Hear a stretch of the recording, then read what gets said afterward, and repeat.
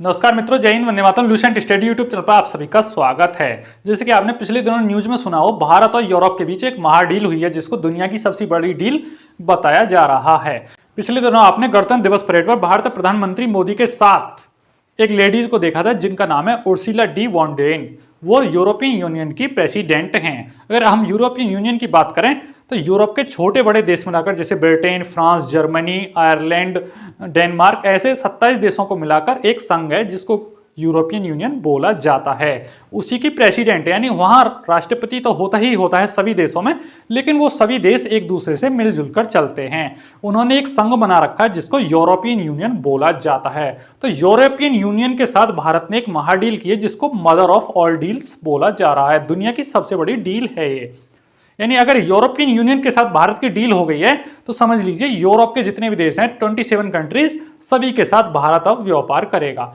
इस डील का मतलब क्या है कि फ्री ट्रेड एग्रीमेंट। जब भी भारत और किसी भी देश के बीच डील की बात होती है तो सीधा सीधा मतलब है उसको टैक्स में कटौती होगी दोनों देशों के बीच आदान प्रदान पर, यानी एक्सपोर्ट और इंपोर्ट की वस्तुओं पर टैक्स में गिरावट आएगी। फ्री ट्रेड एग्रीमेंट के लिए डील की जाती हैं। तो भारत और यूरोप के बीच एक ऐसी ही डील हुई है जिसको दुनिया की सबसे बड़ी डील बताया जा रहा है, फ्री ट्रेड एग्रीमेंट।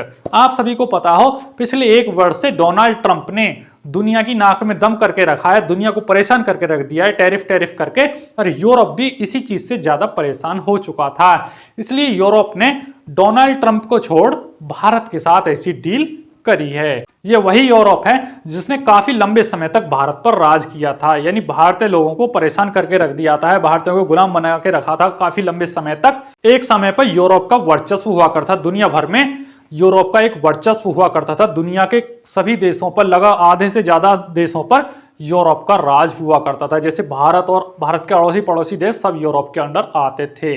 लेकिन आज के समय यूरोप अमेरिका की छत्र छाया में जीने के लिए मजबूर है। सेकेंड वर्ल्ड वॉर को जीतने के बाद भी यूरोप इतना कमजोर हो गया कि वो अमेरिका की छत्र छाया में जीने के लिए मजबूर हो गया है। इसलिए यूरोप के देश और अमेरिका प्लस कनाडा ने एक ऐसा संघ बनाया था जिसको नॉर्थ एटलांटिक ट्रीटी यानी नेटो बोला जाता था। अमेरिका ने बोला कि अब तुम कमजोर हो गए हो तो अपनी सुरक्षा की जिम्मेदारी मुझे दो। तो अमेरिका ने एक ऐसी सेना बनाई, सभी देशों को मिलाकर 27 प्लस अमेरिका प्लस कनाडा 32 देशों को मिलाकर एक ऐसी सेना का गठन किया जिसमें सभी सेनाओं को एक कंबाइंड तरीके से नेटो बोला जाता है। 1949 में नेटो का गठन हुआ था, लेकिन तब से अब तक तो मामला सही चल रहा था। लेकिन अब डोनाल्ड ट्रंप जब से आए हैं पिछले एक वर्ष से अमेरिका में राष्ट्रपति बनकर, तब से इसने यूरोप को बहुत ज्यादा परेशान करके रख दिया है। अपने मित्र देशों पे ही टैरिफ लादना स्टार्ट कर दिया है। भारत पे, चीन पे तो लगाया ही लगाया, लेकिन अपने जो मित्र थे, यूरोपियन कंट्रीज थे, इसके घनिष्ठ मित्र, उन पे भी इसने टैरिफ लगाना स्टार्ट कर दिया। तो यूरोप इस चीज से बहुत ज्यादा परेशान होकर उसने सोचा भारत, चाइना ऐसे देशों के साथ व्यापार को बढ़ाया जाए। यानी अमेरिका की नीतियों से इतना ज्यादा परेशान हो गया यूरोप, वो भारत जैसे देशों के साथ व्यापार करने के लिए मजबूर हो गया। इसलिए यूरोप ने भारत के साथ ये महाडील करी है। इस डील को दुनिया की सबसे बड़ी डील इसलिए बोला जा रहा है क्योंकि यूरोप प्लस भारत को मिलाकर दुनिया की सबसे बड़ी आबादी बनती है। यह डील दुनिया की लगभग 190 करोड़ आबादी को कवर करती है, यानी दुनिया के व्यापार का 25% व्यापार इस डील से कवर हो जाएगा। लगभग 27 ट्रिलियन डॉलर जीडीपी को कवर किया जाएगा। यानी दुनिया की सबसे बड़ी डील इसको इसलिए बोला जा रहा है यूरोप और भारत के बीच।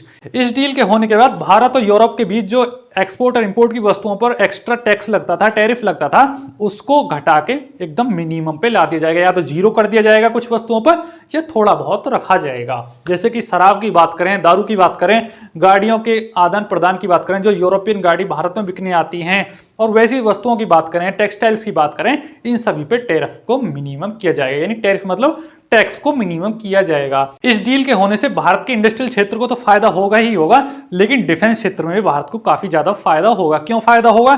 क्योंकि जो यूरोपियन कंपनियां हैं जो डिफेंस का सामान बनाती हैं, जैसे मिसाइल बनाती हैं या कोई भी डिफेंस से रिलेटेड कोई भी इक्विपमेंट तैयार करती हैं, वो भारत में आएंगी, अपने भारत में प्लांट लगाएंगी और भारत से ही दूसरे देशों को इक्विपमेंट या हथियार, वेपन्स एक्सपोर्ट करेंगी। तो उससे भारत को बहुत ज्यादा फायदा होगा।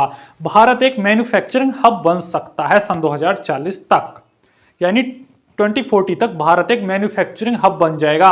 अब भारत दुनिया से इंपोर्ट करता है वेपन्स को, हथियारों को, आने वाले समय में इस डील के बाद भारत दुनिया को एक्सपोर्ट करने लग जाएगा हथियार। यानी जो हथियार भारत विदेशों से खरीदता है वो हथियार भारत में ही बनने लग जाएंगे, क्योंकि जो विदेशी कंपनियां हैं, यूरोपियन कंपनियां हैं, जैसे फ्रांस की कंपनी हुई, जर्मनी की कंपनियां हो, अब भारत फ्रांस से राफेल खरीदता है तो आने वाले समय में राफेल की कंपनी भारत में ही लग जाएगी। और जो भी हथियार विदेशों से खरीदे जाते हैं वो सभी कंपनियां भारत में ही आके लग जाएंगी, उनके प्लांट भारत में ही होंगे, तो भारत में ही उनका मैन्युफैक्चर किया जाएगा।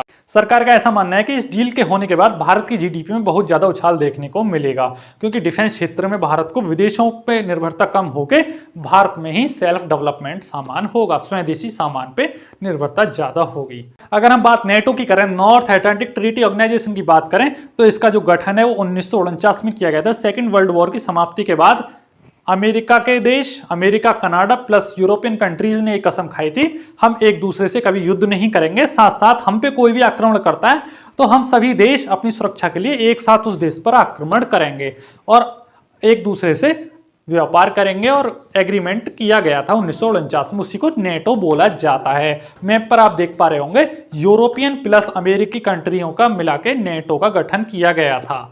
यानी इस नेटो का सीधा सीधा मतलब था रशिया से टक्कर लेना। उस समय रशिया बहुत ज्यादा मजबूत देश हुआ करता था यूएसएसआर के नाम से, लेकिन आज भी रशिया बहुत ज्यादा मजबूत देश है। यूरोप को आज भी रशिया से खतरा रहता है, इसलिए नेटो में जुड़ा रहता है। लेकिन अब समय ऐसा आ चुका है यूरोपियन कंट्रीज को, यानी जिस पे वो दम भरा करते थे यूरोपियन कंट्रीज नेटो पे, वो नेटो का सबसे बड़ा देश अमेरिका ही यूरोपियन कंट्रीज को निकलने के लिए तैयार है। ये नेटो से ही परेशान हो चुके हैं, इसलिए इन देशों ने अपना व्यापार बढ़ाना स्टार्ट कर दिया और अपनी सेल्फ की कंपनी लगाना स्टार्ट कर दिया, अपनी सेल्फ के प्लांट लगाना स्टार्ट कर दिया, अपनी सेना को बढ़ाना स्टार्ट कर दिया है। अमेरिका से परेशान आकर, डोनाल्ड ट्रंप से परेशान आकर फ्रांस, जर्मनी जैसे देशों ने अपनी सेना में इजाफा करना स्टार्ट कर दिया है, क्योंकि अमेरिका का कोई विश्वास नहीं कब किस देश पर आक्रमण कर दे। नेटो के ही एक कंट्री डेनमार्क, जिसका हिस्सा ग्रीनलैंड है, उसको इसने धमकी दे रखी है कि ग्रीनलैंड को हमें दे दो। तो भाई ये जो नेटो कंट्रीज हैं, यूरोपियन कंट्रीज हैं, अमेरिका से बहुत ज़्यादा परेशान आ चुके हैं, इसलिए अपना व्यापार में बढ़ा रहे हैं और अपनी फैक्ट्री और प्लांट लगा रहे हैं, हथियारों में इजाफा कर रहे हैं। आने वाले समय में देखना होगा नेटो टूटता है और यूरोपियन देश हो सकता है अपना अलग से ही कोई गुट बना लें। तो आगे भविष्य में देखना ये होगा, इसलिए इस तरीके की ये डील की जा रही है दुनिया भर में। तो ऐसी वीडियो देखने के लिए लूसेंट स्टडी यूट्यूब चैनल को शेयर करें, सब्सक्राइब करें और अपना सपोर्ट बनाए रखें। जय हिंद, वंदे मातरम, धन्यवाद।